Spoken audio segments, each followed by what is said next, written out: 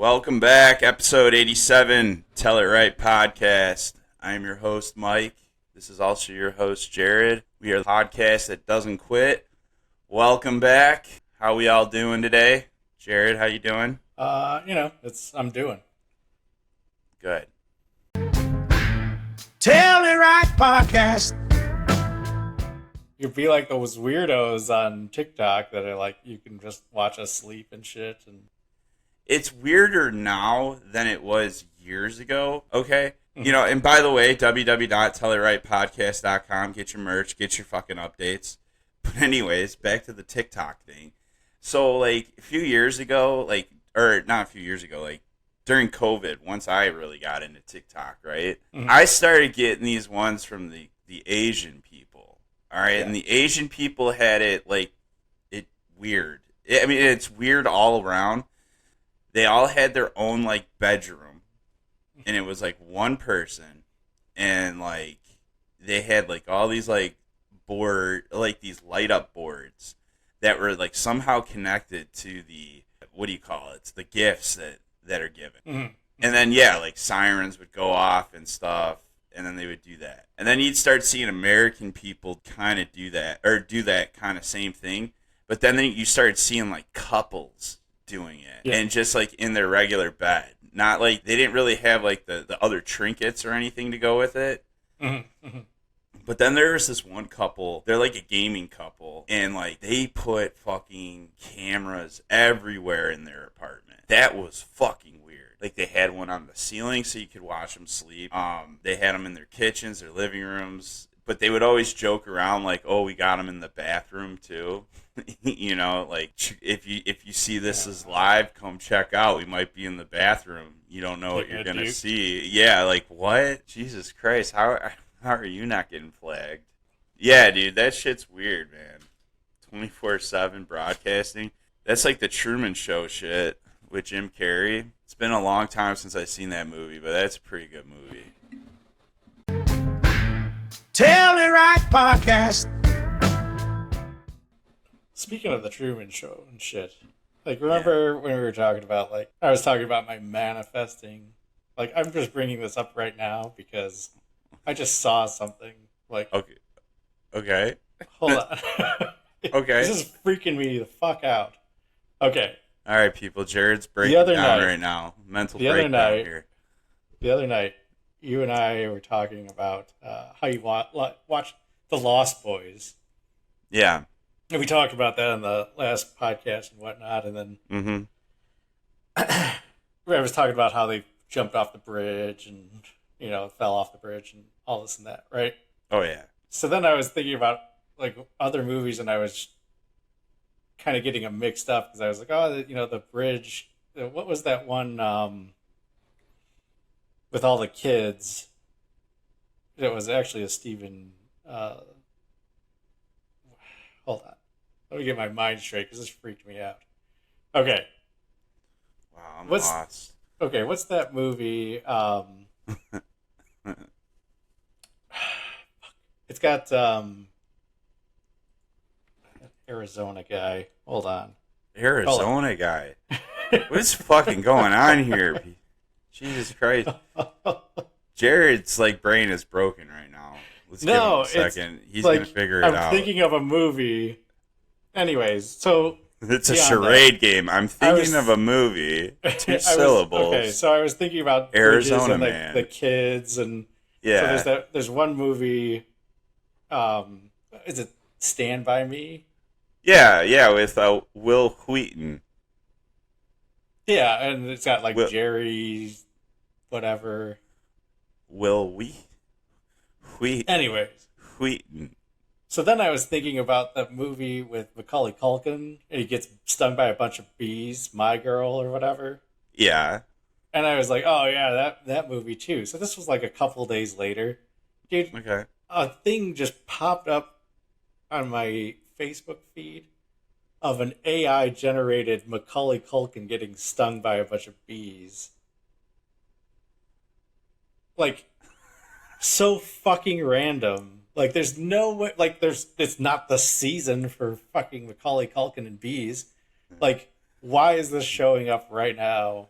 I saw an ad for a used car that would be perfect. Oh, no, Lois. No, a guy at work bought a car out of the paper. 10 years later, bam, herpes. Okay, so I'm sending this to you just so you know that I'm not fucking out of my mind. But Okay. this showed up on my newsfeed out of nowhere. Like, it says AI generated nonsense. Something that I'm not even following shows up on my newsfeed. But this was a pretty iconic scene, though, from that movie. Okay, but why is this come out of nowhere? I wasn't talking about it. I didn't even Maybe they mention bought it. promotions. Dude, I was thinking about it a couple of days ago, and it shows up on my feed. Something's fucked up. Okay. Like I'm going to hide my phone in like a bunch of aluminum foil or something. Like I need to get like one of those Faraday boxes. Yeah. Fucking. All right. Well, Jared's manifesting bees now. Bees and Macaulay Culkin. I was just thinking about the movie because I was running through those, the Stand By Me movie because I was thinking about the train tracks and the bridges. Thank God you don't predict the future. Just thank God like you just manifest these fucking movie Dumb clips shit. to pop up. Yeah, I need to start manifesting some good ass shit. Where's my monies? I don't know the Macaulay Culkin getting stung by bees. He's probably like puking bees in this. Like those AI generated things they're always puking something. Bro, they're so in crazy. The coffin with a bunch of bees. Oh my God, it's terrible. Ugh. This is frightening. Yeah, that is frightening. But and it's not even like little kid Macaulay Culkin. It's like older Macaulay Culkin in some of these. Who's he married to? She's hot. Some Asian lady. She's hot. Tell It Right Podcast. So, in the news here, Alec Baldwin, Mr. Jared, once again, he's always in the fucking news. Actually, they brought him on Saturday Night Live. Fucking assholes. He murdered somebody, and they bring him on Saturday Night Live. That's pretty low class. Yeah. Well, they were doing, like, making fun of their, politics and all that, so he was playing some fucking Fox News anchor or some shit like that. I don't know. I couldn't believe they brought him back, though. But, yeah, apparently he's finally off the hook. Case won't be reopened according to judge's orders. Yeah. Per the Deadline website. How you feel about that? I mean, it just goes to show that you can murder somebody if you have enough money. Yeah, you can go to jail without pulling the trigger, without having any money. Yeah. Yeah, this is a wild. I've always thought this was a. Well, you go on. Whatever. Go on. Well, I think it was Tarantino that brought it up. He was talking about this. He was like, It doesn't matter. Like, you have a gun in your hand. You're 100% your fault at that point. Like, you have a live weapon, whether it's a blank or a loaded, or whatever. That's on you. Like, nobody else. So I agree. And I'm trying to sit here and wonder why do I want to stick it to Alec Baldwin so bad? Because when you think about it, it is a shitty situation. Yeah, he should have checked that. But this is a job that you shouldn't be dying. You shouldn't come to work thinking you might die. And then you. So it's a weird between a rock and a hard place sort of thing. It's I guess I don't necessarily want to see Alec Baldwin go to jail, but I guess I didn't really like how it went with the armorer. If Alec's gonna get away, why doesn't she get away? But same time though, she was the safety expert that is was hired to make sure everybody gets home every day. And she didn't necessarily do that job. According to what they proved.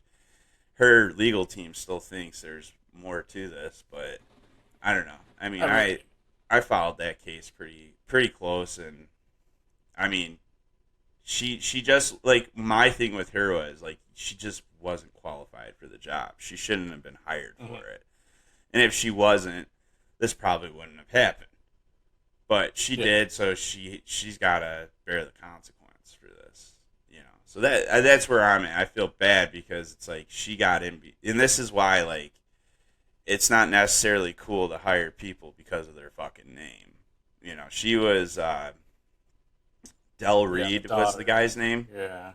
And he did all the westerns back in the day, so that's essentially they're like, oh, you're Del's daughter, okay, or whatever his name was, and so you got hired, and she was cheap, you know. She had no experience, so. Here's the thing, like, I feel like the reason that I don't care for, or I wanted him to get kind of it stuck to him, was one, like, the way he came off. I didn't do it, like, immediately.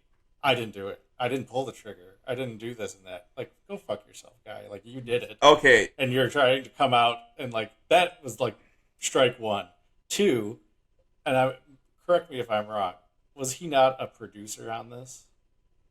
He was, yeah. Okay. But a lot of times the producers just don't, I mean, I'm sure he had ideas, but a lot of times producer is just like something to put on the paper. You know what I mean? That's true, but you know, let's just say sometimes he had some pull, right? No, I would say he was invested in this. Yes, absolutely. Okay, so if he's invested in this, one, didn't they not have a union or something, or no? This was non-union. Yeah. So. Oh no! I'm a liar. It was union, but there was non-union shit going on. So there's people were ready to walk, sort of thing. Yeah. So he's trying to do this as cheap as possible. Yeah. Right. Mm-hmm. Trying to skimp out on things. Well, it's an independent movie, so yeah. Yeah. Yeah. So he skimped out. Mm-hmm. Somebody got hurt, and he immediately says it's not me, and puts it on somebody that's lower that doesn't have anybody to back them. He just goes to the SAG after or whatever and gets a bunch of, good lawyers. What do I do, guys? Back him up. Yeah, he's got a bunch of money and a bunch of lawyers. Let's just dump it on this chick. Yeah. When at the end of the day, he's the one who hired her or was the one cutting checks to make him, cheap as fuck. And he's the one who pointed a gun and immediately it wasn't me. I guess, that's, now that we kind of talked this out, and I'm starting to remember from the early days, yeah, he was saying that, wasn't he? Wasn't he coming out there going, I didn't pull that fucking trigger. I didn't pull that trigger. And it's like, whoa. Like, that's what, like, that really upset me, that he was coming off saying that there was a malfunction with the weapon. Something that's so, like, mechanically simple, it's not even funny. Exactly. Something that doesn't malfunction unless you put it into a position, like he put it in the position, he cocked it, she told him to, and I just didn't like that, him coming out there saying, I didn't pull the trigger, like, immediately. I guess in the hindsight, maybe that worked for him. I don't know, but like if I kind of sit here and I feel like if he were to just be like he didn't even have to say I pulled the trigger. He just didn't have to say I didn't pull the trigger. You know what I mean? Yeah. He could have kept referring to it as an accident. I think that would have went by a lot better. I don't know if they would try to necessarily hit him on manslaughter, or maybe they would, but it would, the state wouldn't have, I don't know how to put it. Maybe the state would go easy on him, and then the jury would probably be like, yeah, he's pretty innocent, Yeah. I don't know, but I just I guess that's kind of why I was like, I want you to get fucked because you're fucking sitting here saying you didn't do something that caused an accident that killed somebody that you were working close with, and like to just kind of push it off like it was other people's problems, and you know, it's like just how immediately it was. I didn't do it. It comes out with that whole thing, like he was being coached by somebody. Oh yeah. To do this. This is going to help prove your innocence. Well, yeah, they hire PR people. Yeah, and that's what their PR people are paid to do. Like, you're going to shut the fuck up for the next 24 hours, and you're going to let my team start putting shit all over the tabloids and everything else, and then you're going to come out with a statement that's going to say A, B, C, and D, and then you're going to shut the fuck up again for another, whatever, and then we're going to go from there. And then goes and releases it so that he can make his money back.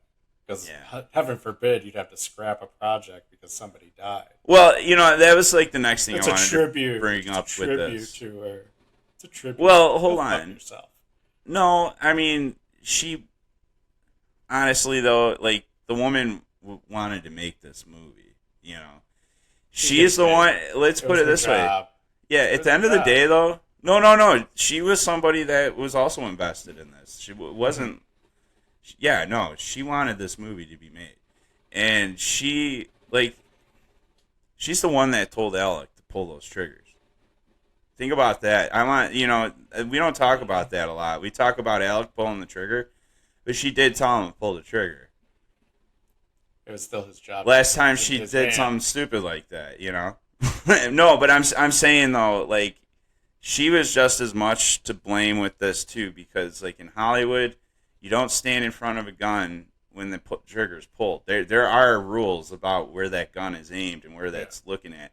She stood behind the camera. She also thought it was a blank. Bam. That. So then you know what I makes mean? him even more at fault. He pulled the trigger while she was standing in front of him.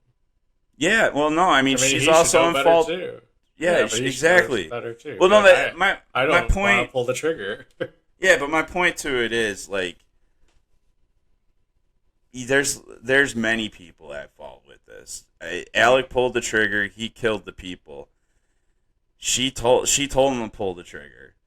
Nobody inspected the gun, But at the end of the day, like, I don't think it's I was thinking that it was kind of like greedy and just evil Hollywood to post this movie, to put it out. But like, at the same time, like, that bitch wanted to make this movie. Like, she wanted to use her talents, and she wanted to do whatever, and she was a leader. She was invested in it, and fuck it.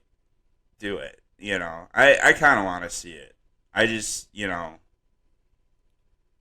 mean, think about this, though. If I could do it for free, I don't want to give them any money.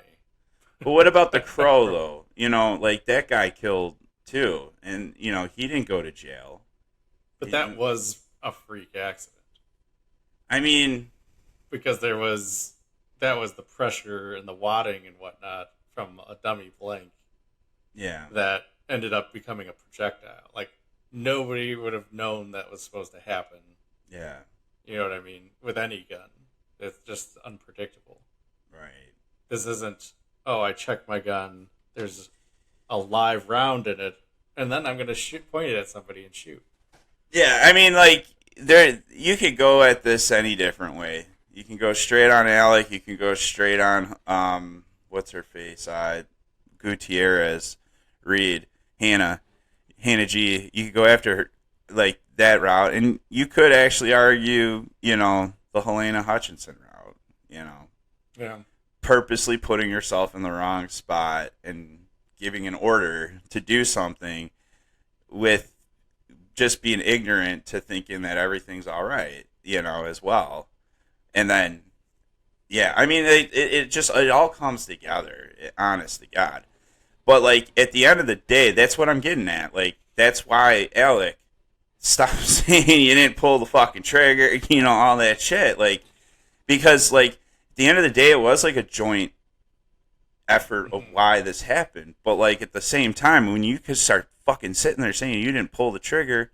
Well, and then now everybody wants your blood. Everybody's after you. They want, because you're an idiot for saying that, And like, I think, honestly though, like, I think if he didn't come out and say that he pulled the trigger, I think our conversation would be a lot different right now. I think we would be, I think we'd be both in agreement to be putting this movie out right now.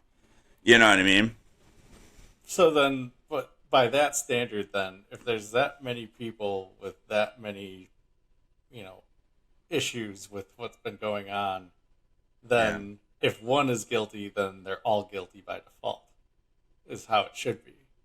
Well, like yeah, you said, I mean, look at it. I mean, if they're going to charge the one person assistant with it, they did, but they charged many people. I mean, the assistant director, he took a deal. He just got house arrest. And then they went after what do you call it, Helena or not Helena, Anna Gutierrez. And so basically, all the people that were involved with the gun, and that's really who I'm talking about right now. You know what I mean? So, the assistant director had something to do with checking this gun, as well as Hannah Gutierrez Reed, as well as the final check is fucking Alec Baldwin. Which is the only person who got off because he's a piece of shit. So, like, now... Exactly. He will forever, in my mind, be scarred by this. And I will not patron any of his projects from here on because I feel like he doesn't deserve it. Like, if he would have come clean and been like, hey, man, I pulled that trigger, but fuck. Yeah. Like, why is there a live round in it? Give him manslaughter or something. But this dude, like, he literally pulled the trigger. Yeah. Whether it was a blank or whatever, pointing it at somebody. Like, the first thing, like, in any weapon, whether it's loaded or not, the first, like, rule with gun safety is treat it like it's loaded. And don't point it at people. Like, we in the Army, if you pointed your gun at somebody on accident, they would literally make you, your drill sergeant would be like, sit down, you're writing a letter to this person's parents for telling them why you killed them. Because you flagged them with they call it flagging. It's where you point your weapon at them. Like, that's how serious they take it there. And, like, apparently these people don't take it that seriously, which that's the problem. Yeah. No, I mean, that is a clusterfuck movie, but I guess it's over. We're not going to really hear more about this. There's nothing they can really bring back that's going to allow him to go to trial and see some kind of justice for it. So, yeah, I mean, it is what it is. At that point, it sucks. But, oh well. That's the end of the Tell It Right investigation on the Rust. We will no longer bring this fucking subject up. It is Lame. It is now over. It is now over. Going on for like what, 2 years? 2 or 3 years now. Yeah. I mean, we've been pretty much covering it on this podcast since the beginning. Remember, you heard it first here. You heard it here first, people. Yeah. You heard it here first. Not on Deadline. Tell It Right Podcast. So this weekend, Venom, The Last Dance, opened up. I didn't see it, so I don't have any opinion on the movie itself. But apparently, it's not doing too bad in the box office. Swings to 175 million global opening with monster assists from overseas. So it seems like the overseas people have a lot more value for it than the United States. I'm trying to see if they show what the U.S. numbers were, because that's the global number, 175 million. So, do you think it could be because abroad they don't have comic books, so they don't know what the true background is? Do you know that for a fact? No, I don't know. That's why. I mean, that's the only thing that I could think that, like, if you go to Europe, they don't have comic books like we do here in the U.S. I mean, I don't know this for a fact, but that's the only thing I could honestly think I of. think they just have to Why? read them in English. I don't know. So they don't understand. Yeah, I don't know. I don't know why. Yeah, I don't know. I mean, no. Like, here's what I do know.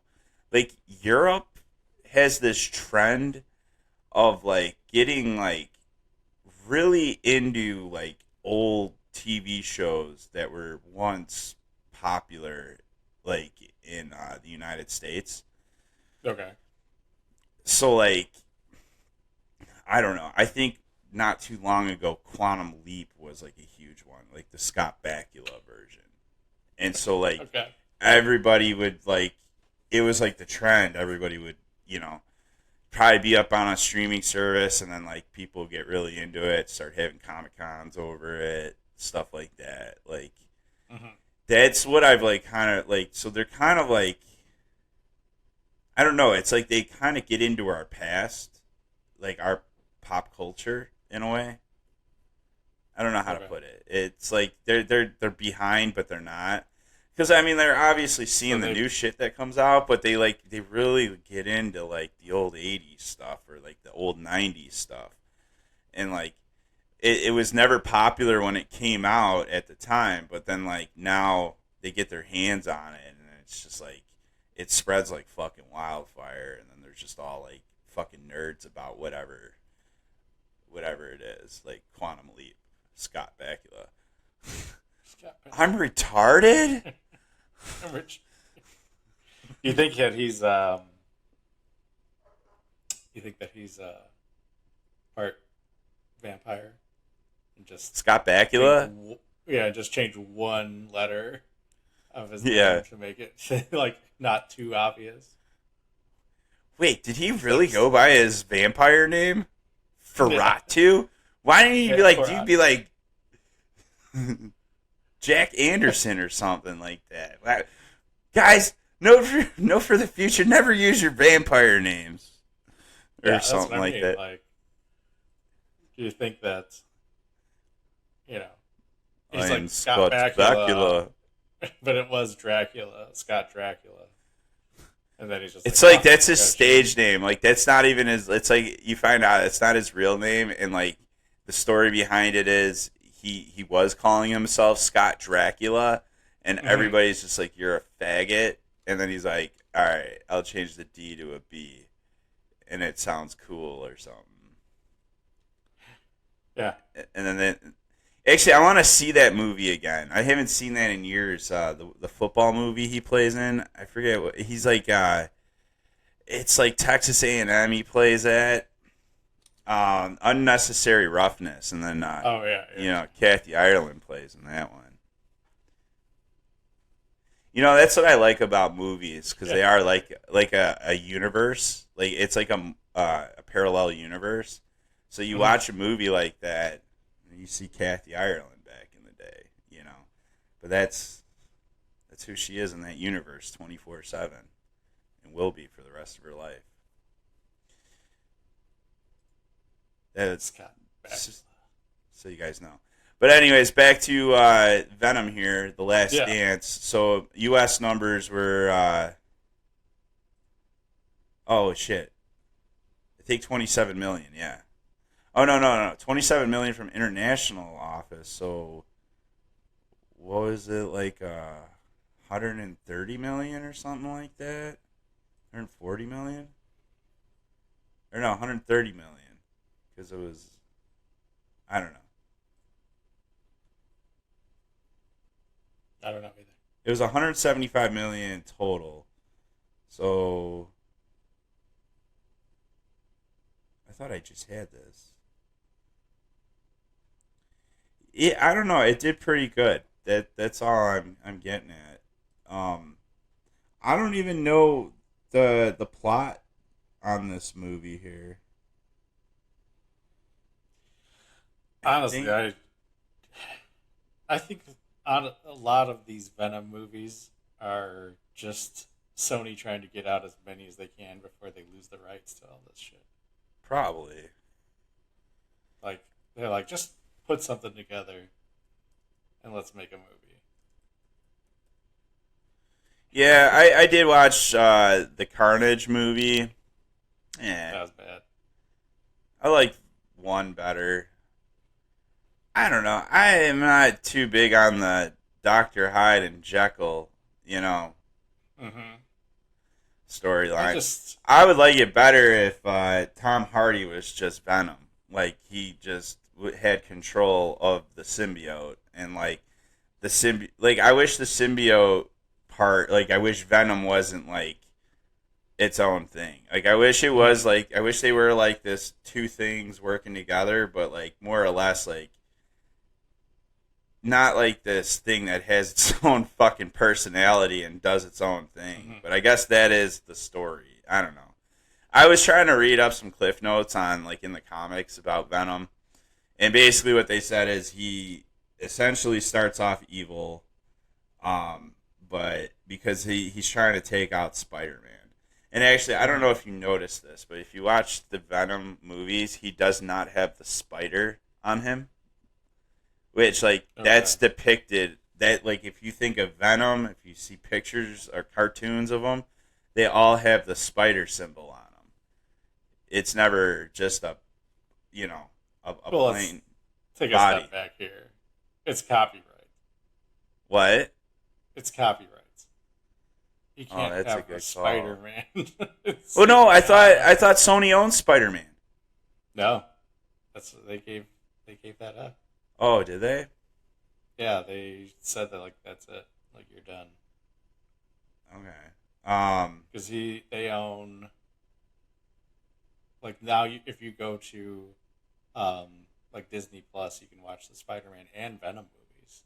That's a good point, but in the comic, though, he does get the Spider-Man logo because he originally, symbiotes with Spider-Man. And there's, like, this attachment, too, with Spider-Man, apparently, in the comic, with Venom. Like, and so when they're separated and then he goes with Eddie Brock, super fucking jealous and just wants to kill him. And then, but then Carnage comes along, and then the two, like, team up, and then they kill Carnage, and then, like, Venom becomes, like, this, like, he's like an anti-hero, but, like, he's like a trusted ally, we'll put him. So, like, you kind of call him out when you need help, like, when you really fucking need help, sort of thing. Yeah. But, like, yeah. And then there's this point where Venom goes back to his, like, planet, and he kills the god that created all the symbiotes, and then he gets this huge power rush, and he's a fucking dickhead again. So it's an up and down world with Venom. So Sony's just trying to get the light side of him right now. Now it sucks because they don't have the Spider-Man story incorporated with it. Like, I gotta rewatch the Spider-Man movie. Is it with the British guy? I keep forgetting his name. Which one? Which Tom, Brit- or, not Holland, the other British guy. The guy that was in the Beatles movie. Nerdy looking weird guy. The guy that always sounds like he's crying. Yeah. What? What? What happened? What? What? I'm Peter Parker? What? Was that the Amazing Spider-Man? I think so, but Venom's in that one, and he's got the Venom. He's got the black. Whichever one had that's Tobey Maguire, man. Oh, is that so? Tobey Maguire fucks around with Venom. Spider-Man 3. Okay. Yeah. What? Tobey Maguire did it? Topher Grace. Who is the other guy though? Andrew Garfield. What? Andrew Garfield? I hope South Park hires me to do an Andrew Garfield voice. What? You sound exactly like us. You're hired.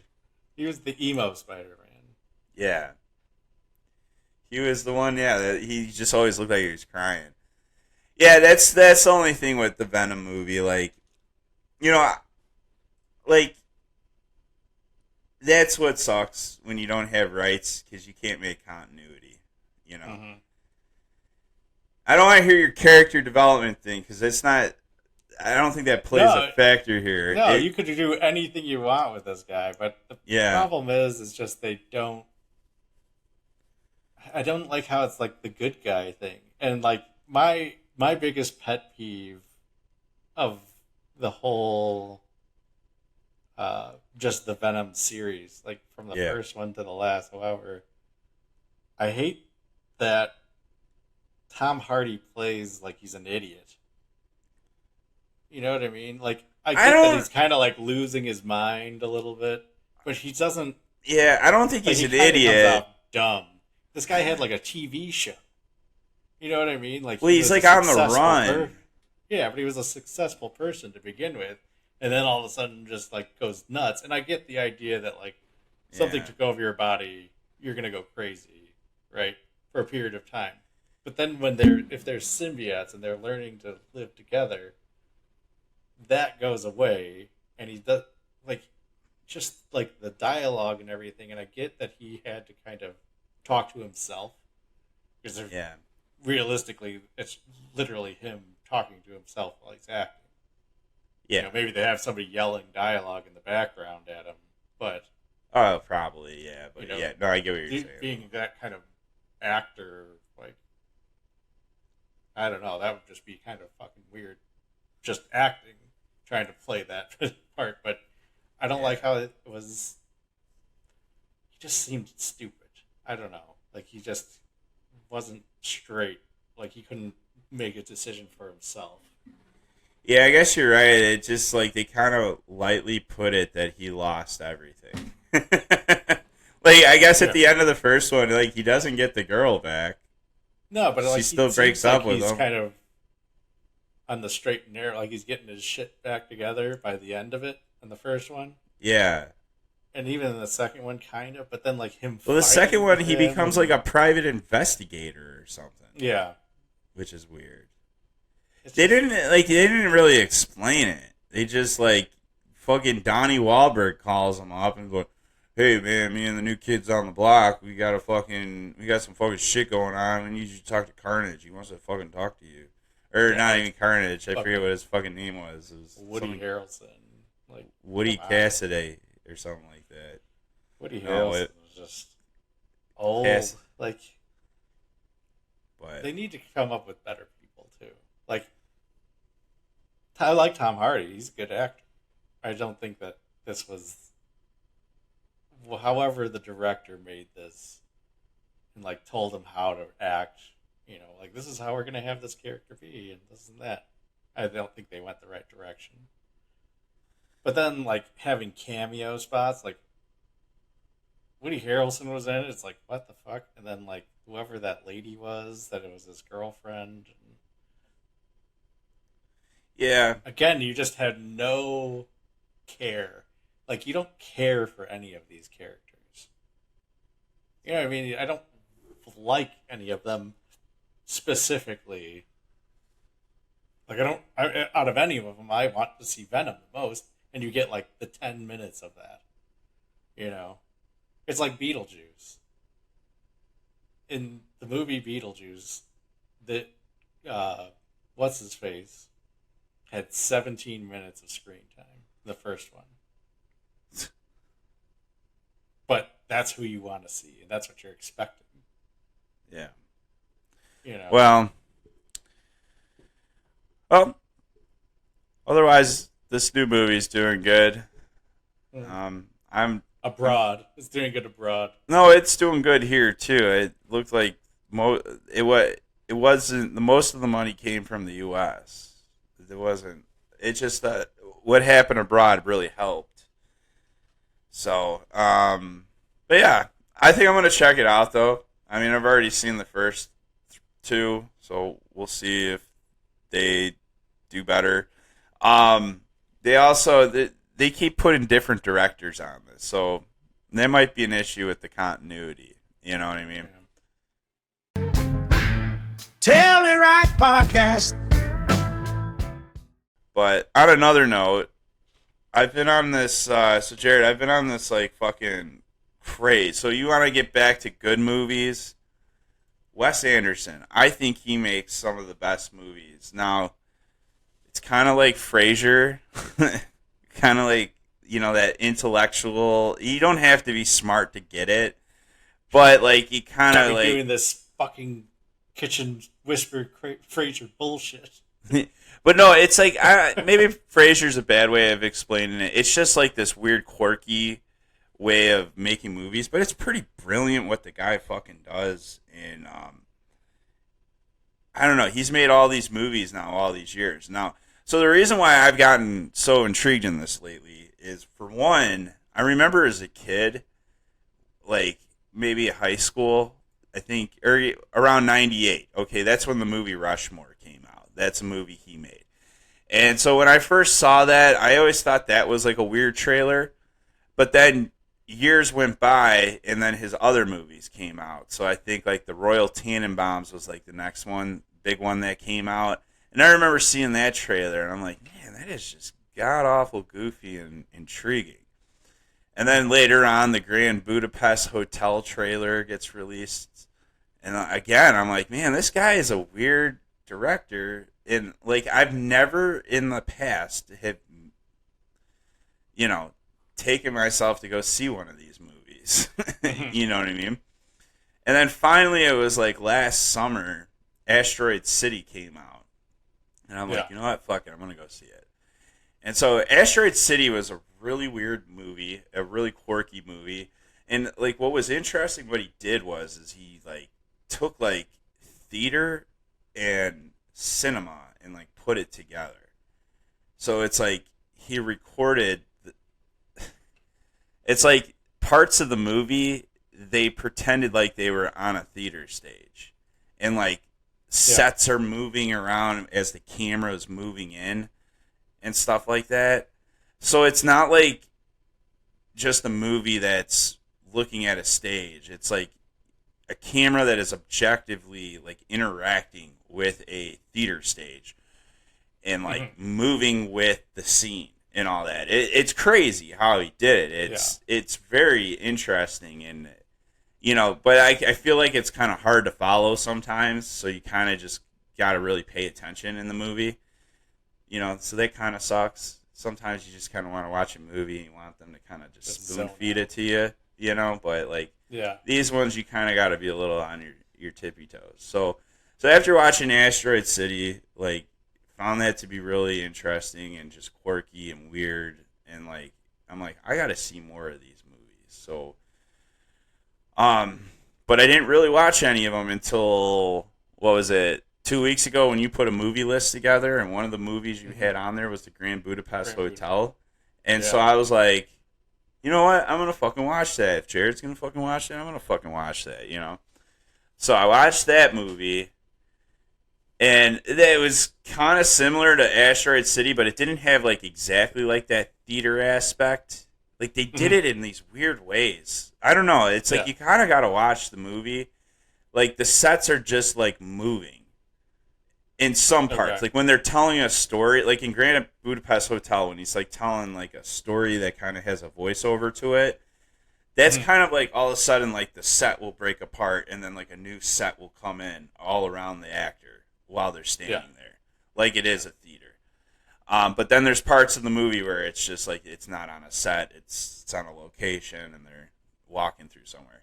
But the way that they utilize colors, because like in Grand Budapest Hotel, they're in the middle of nowhere, and there's like this phone booth, and it's got this like IKEA yellow, and it's just like the weirdest fucking, like, it doesn't, it's like it belongs there, but it doesn't. It just really stands out, and like you start to notice like he uses these like warm colors that kind of just like stand out and whatnot. Because then like another good example of that is the Royal Tenenbaums. So you probably know this, like Ben Stiller's character. If you think about that movie, he wears the fucking iconic Adidas red jumpsuit, and then he makes his fucking kids wear it too. Yeah. Like, so like that's kind of like another example of that like formalism and stuff. Like, so his character always wears that. That's what he feels comfortable with. That's like expressing his character, and whatnot.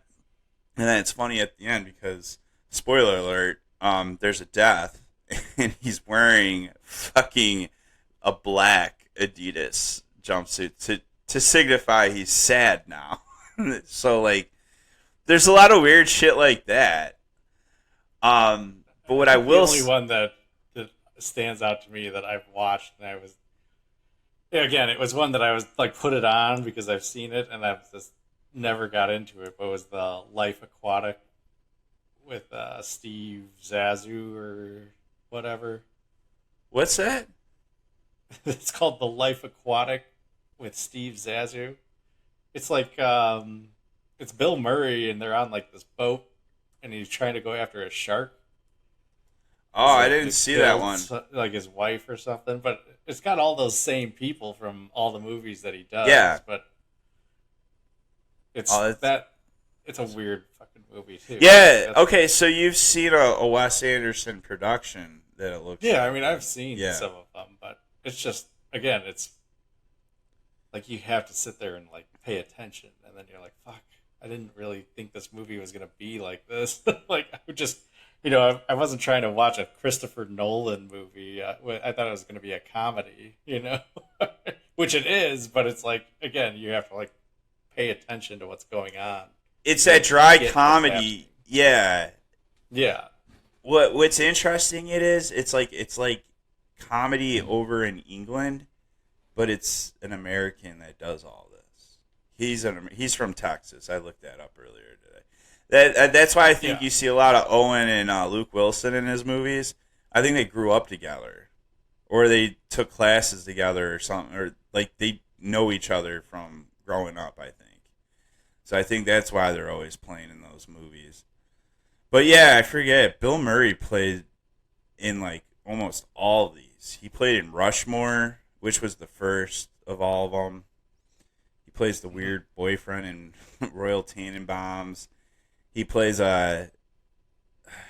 he's like a hotel guy in Grand Budapest. He works for another hotel. But he didn't play in Asteroid City. They put Tom Hanks in that one instead, which I think Tom Hanks did an alright job in that movie. That was like... It's funny. What's that? It's funny that you bring up that English comedy, because I think of that, like, it is so different. Like, I like how what you're saying, because English comedy is just so dry, and like, oh yeah, I couldn't get into The Office. When they used to put that on Adult Swim at night, I would try to watch that, and I'd be like, I don't really get it. Like, and it's funny because it's like they just kind of translated it with the Steve Carell version.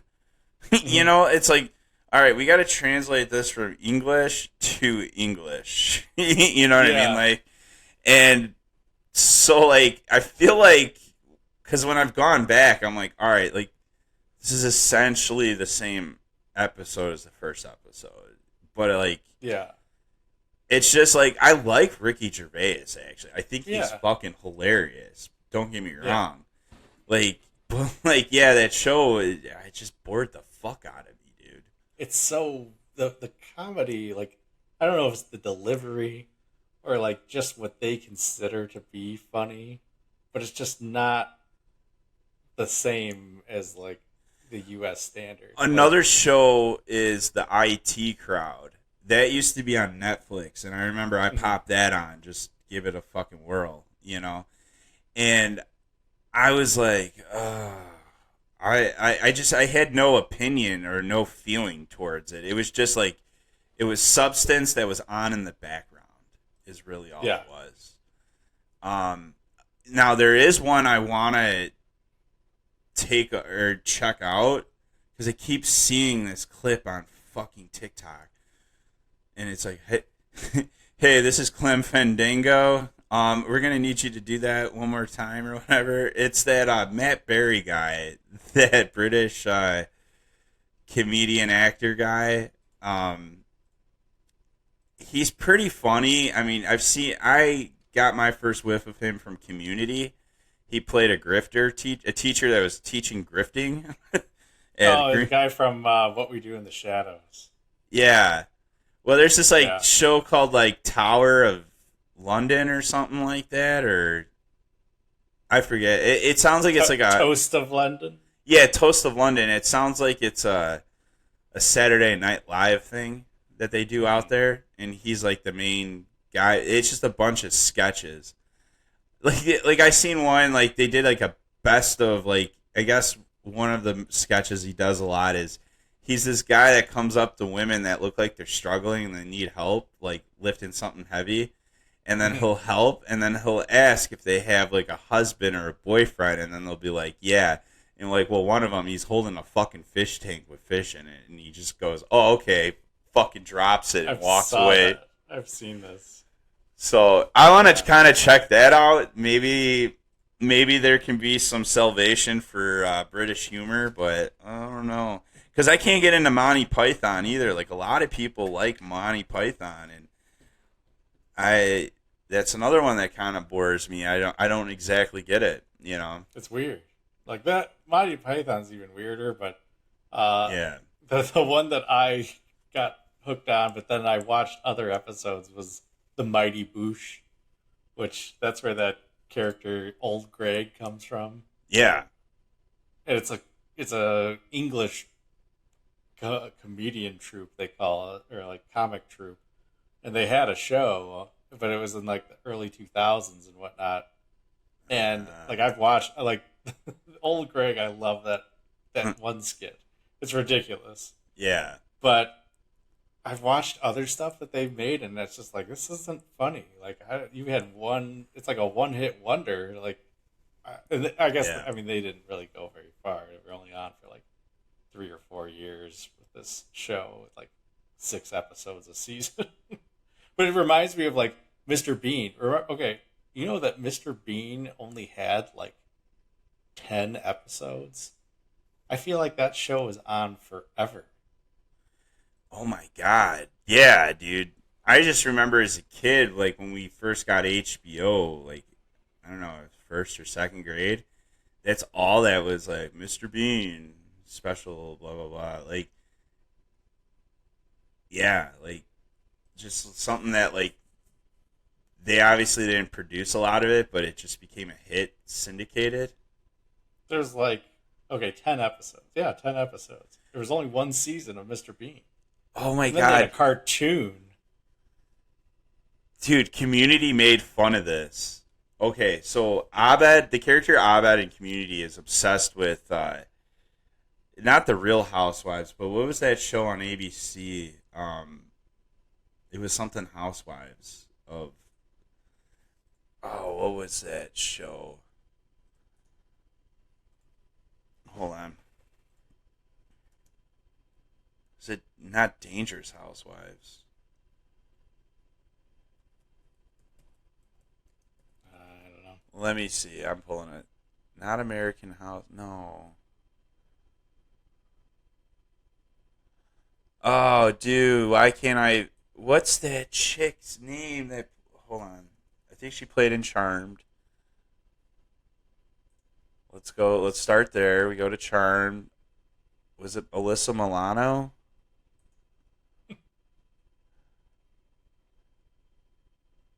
No, it's not her either. I don't know. Oh, Courtney Cox played in it. Okay, hold on. I'm going to get through this. I hope I don't fucking forget it like Theo Von would. Like, on a thought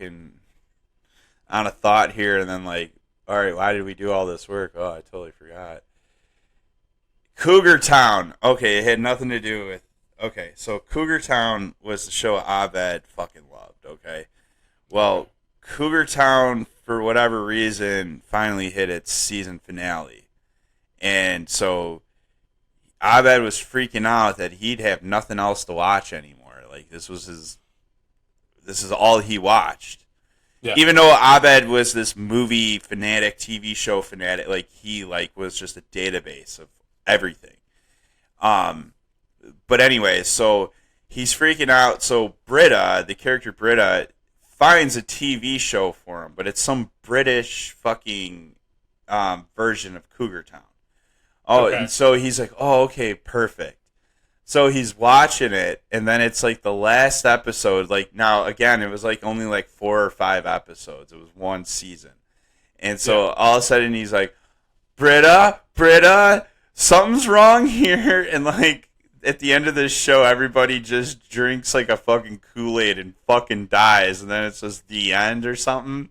And he's like, is there more seasons of this? And she's like, oh, I guess not. And then he's freaking out again. And then he eventually finds a Doctor Who ripoff. They call it Inspector Spacetime. And that's what ends up settling him there. But that's what I kind of thought of when you said that there. But I guess the last point I wanted to make, though, back to the Wes Anderson movies. So Rushmore. There were like, so again, remember I was saying, like, I noticed, like, I remember the Wes Anderson trailers when I was younger and when these movies would come out. So I remember in the Rushmore one, and so they're all out to dinner. It's Bill Murray, I forget the chick, but then Luke Wilson and Jason Schwartzman.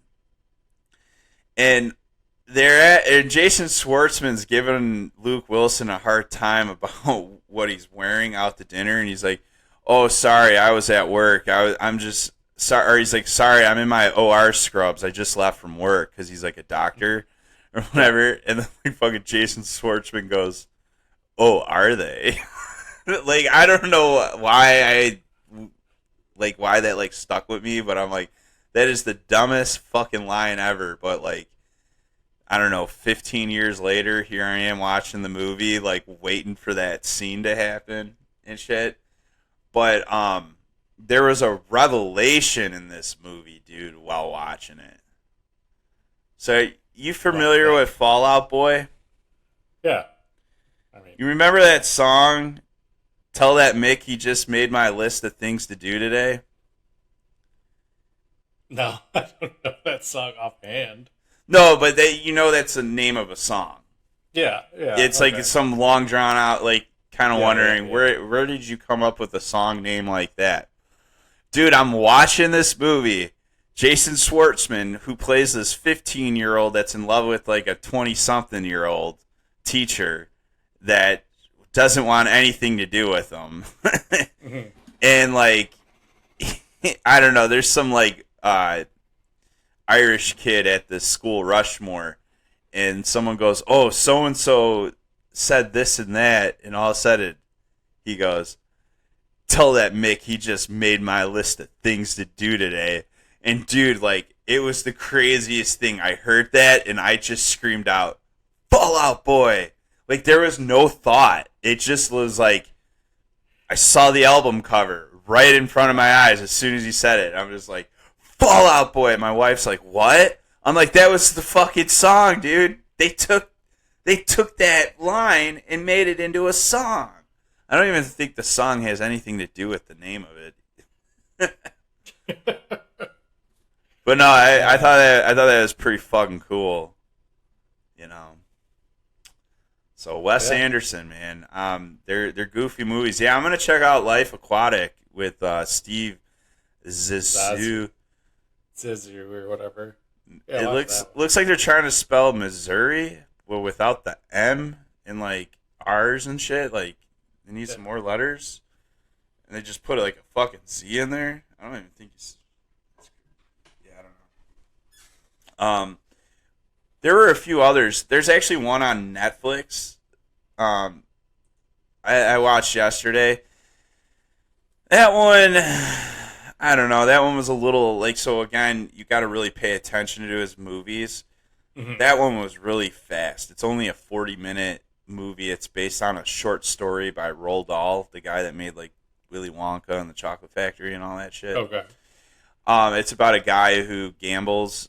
He's able to see without using his eyes. So, in other words, can predict things. He's like you, Jerry. He manifests Yeah. things. But like Yeah, this right. guy ends up gambling. He makes a shit ton of money, and then he takes the money and he gives it to the less fortunate. That's the gist of it. But if I pull up the West, jizz. what's that? The jizz of it. Yeah, that's the gist of it. So what I'll end here with is, so the aquatic movies was definitely one. But then there's also these two other ones. There's Moonrise Kingdom and then The French Dispatch. Now, I don't like to judge things by the name, but Moonrise Kingdom almost sounds like a gay movie. But Edward Norton does play in it. So does fucking Bruce Willis. Like, that's the thing. Like, he gets It some does pretty... sound like a gay movie. Yeah, but you think every movie's gay. No, that's what you just said. Does No, I know. No, I don't know. I think it'd be fine. I mean, Rushmore was a love story, too. It was just like a love triangle, but it was quirky and weird. But, yeah, check out the Wes Anderson collection, my friends. I hope you learned enough about Wes Anderson to where you're like, I'm going to fucking check him out. Otherwise, go fuck yourself. I don't care. I don't care what you fucking do. You do that too. You do that. I don't care what you fucking do as long as you share this fucking podcast with your friends, your family, and Do it. whoever. Do it. Do it. Bacardi Cola. Do it. Jerry, you got anything to add? No. Okay, well, everybody buy some t-shirts. We need, like, new equipment. Our audio sucks lately. Yeah. Everything sucks. We need equipment. We need marketing.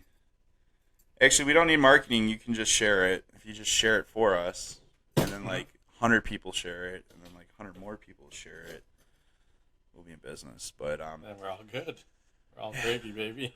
we're all gravy. So, yeah, we'll be back next week. Episode 88. Fucking year I was born, bitches. Suck on that nut. Suck on these nuts, bitches. 88. 88 will be next week. And that's all I got. Thank you. Have a great day. Peace. Tell it right podcast.